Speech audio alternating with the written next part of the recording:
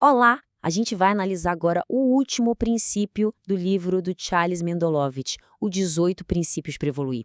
E olha, ele deixou o mais perigoso para o final, hein? Vamos falar sobre o nosso principal inimigo depois que a gente alcança o sucesso, o tal do ego. Para quem está buscando evoluir, antes de mais nada, parabéns. Essa jornada de crescimento é o que move a gente, né? Mas é exatamente aí, bem quando as coisas começam a dar certo, que um novo desafio aparece. E que armadilha é essa? É uma coisa que pode simplesmente minar todo o trabalho duro.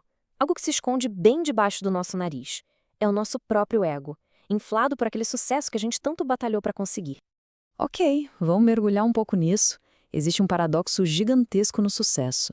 As mesmas conquistas que nos colocam lá em cima podem, ao mesmo tempo, plantar sementes da nossa própria queda. Como? Simples, alimentando uma crença totalmente exagerada na nossa própria importância. O autor do livro, o Charles Mendelovitch, ele conta uma coisa. Em 25 anos visitando milhares de empresas, ele observou um padrão muito claro. Os maiores problemas de ego não estavam naqueles negócios que estavam ali lutando para sobreviver. Não, estavam nas pessoas bem-sucedidas. E o mais irônico de tudo é que muitas vezes são justamente aquelas pessoas que vieram do nada, sabe? Aquelas que mais ralaram para chegar no topo, que acabam se tornando as mais suscetíveis. Elas sobem na vida e de repente se tornam pessoas difíceis, quase insuportáveis de conviver. E o motivo? O ego. Bom, para lutar contra qualquer inimigo, a gente primeiro precisa entender ele, certo? Então, o que é exatamente o ego e por que ele é tão perigoso assim? A palavra ego, ela vem do latim e significa basicamente eu. É o nosso senso de identidade, quem a gente acha que é. E assim, ter um ego não é o problema. Afinal, autoconhecimento é super importante. O perigo real mora em levar esse eu a sério demais, em começar a acreditar que a gente é o centro do universo. O escritor Ryan Holiday, ele define isso de uma forma perfeita. O ego não é confiança, é uma crença doentia na própria impotência. Essa distinção, gente, é crucial. É a diferença entre acreditar no próprio potencial e acreditar que se é melhor que todo mundo. Para ilustrar bem como o ego pode cegar a gente, o autor compartilha uma parábola antiga. É a história de um homem de muito sucesso, o pai dele, já idoso e doente, e uma noite de inverno muito, muito fria. A cena é a seguinte: durante o jantar, o pai, que já estava com a saúde bem frágil, sem querer, derrama comida num tapete caríssimo. O filho, cego de raiva, consumido pelo orgulho material dele, explode. Ele castiga o próprio pai, mandando o velho para o frio da noite para, segundo ele, aprender uma lição. Logo depois disso, este homem vira para o filho pequeno dele e ordena: vai lá em cima e busca um cobertor para o seu avô. O menino sobe, mas ele demora para voltar.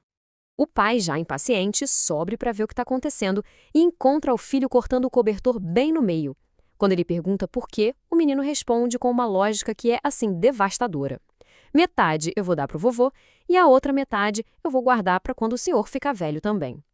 Isso mostra de um jeito brilhante como as nossas ações, principalmente as que são movidas pelo ego, ensinam a próxima geração. Essa história é um alerta muito poderoso sobre como a arrogância pode envenenar gerações inteiras. Então, como a gente se protege para não cair nessa mesma armadilha? O autor sugere um conceito muito interessante, o de fio terra. São mecanismos que nos mantêm conectados com a realidade, com a humildade.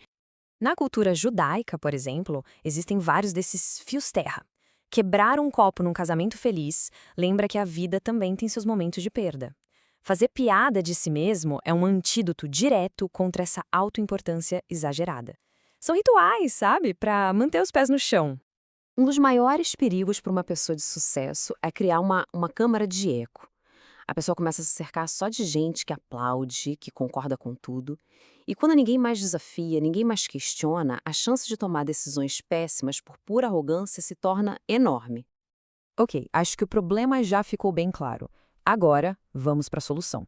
O autor propõe uma estrutura muito prática, muito clara, para manter o ego sob controle. É o que ele chama de tripé. E a força desse tripé está justamente em tirar o foco de si mesmo e direcionar para algo muito maior. A diferença é gritante, né? O ego é focado para dentro, é vaidade, é o eu para mim, é autovalorização. Já o propósito é focado para fora, é missão, é legado, é ajudar os outros. A solução, então, é mudar o foco de um para o outro. E como se faz isso? Através desse tripé.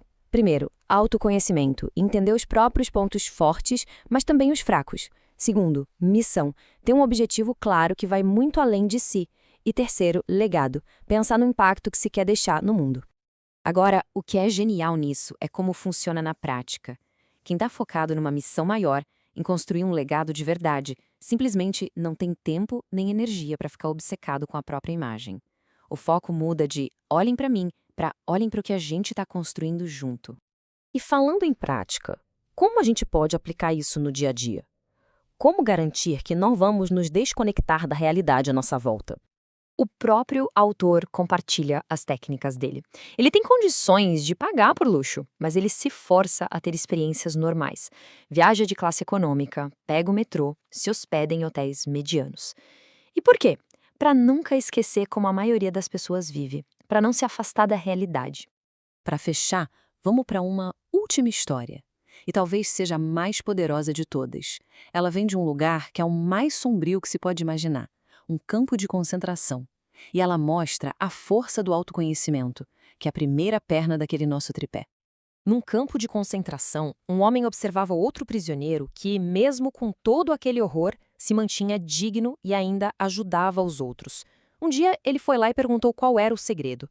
O homem era um general lituano e tinha conseguido levar seu uniforme escondido. Todas as manhãs, ele vestia o uniforme secretamente, se olhava e lembrava: eu não sou um prisioneiro, eu sou um general. Ele sabia quem ele era, e nenhuma circunstância externa podia tirar isso dele. E isso tudo nos leva à reflexão final. O autor compara a vida a um livro. Pessoas que são dominadas pelo ego, elas fecham seus livros, acreditando que já sabem de tudo. Já as pessoas humildes e com propósito mantêm seus livros abertos, sempre prontas para aprender. Então a pergunta que fica é: o livro da nossa vida está aberto para o próximo capítulo? Ou a gente já considera ele encerrado?